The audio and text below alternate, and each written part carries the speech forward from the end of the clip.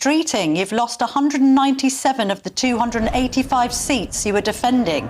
That's 2/3. So you're now less popular now than you were in 2021, even though you're meant to be in a honeymoon period.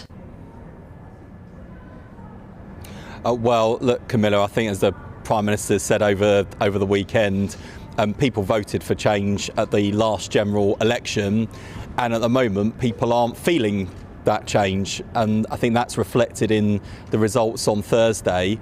And you know, if I think about the NHS, for example, where we are making real progress, waiting lists have fallen 6 months in a row, the 2 million more appointments we promised in our first year, we actually delivered 7 months early. We're now standing at over 3 million.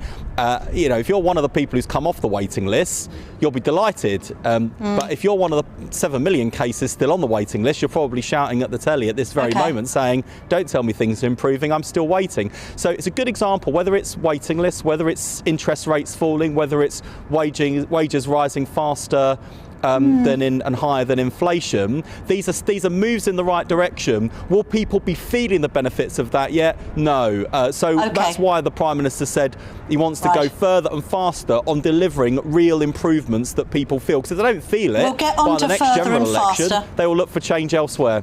We'll get on to further and faster. Let's just read an alternative narrative to the one that you've just spun me there. People have had enough. Enough of low wages and sky-high bills, enough of high streets being left to rot, enough of crumbling infrastructure and public services that don't work, enough of broken promises.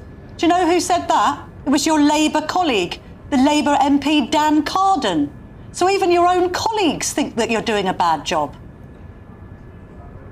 Well, I agree with Dan on every single word you've just read out there.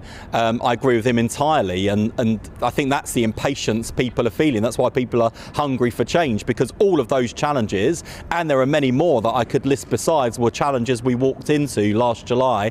And turning around the country with multiple and deep crises does take time. So the impatience that people are feeling, I feel, and that's one of the reasons why, you know, in my day-to-day work, I'm constantly driving to go faster. I'm always being told by people to slow down. You know, I'm going hard at layers of NHS bureaucracy at the moment, and I'm being told by people on our own side, oh, hang on a minute, just think it through a bit more, go more slowly. We haven't got time to do that.